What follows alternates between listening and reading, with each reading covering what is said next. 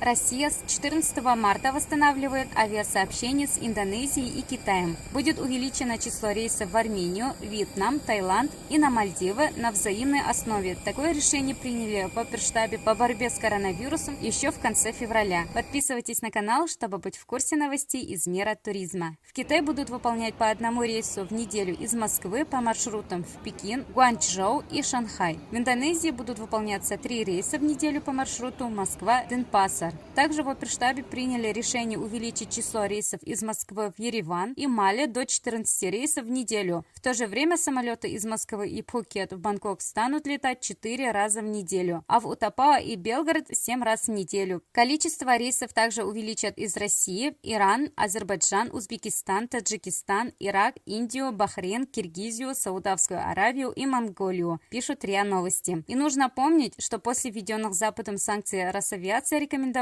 российским авиакомпаниям не летать за границу из-за высокой степени риска задержания.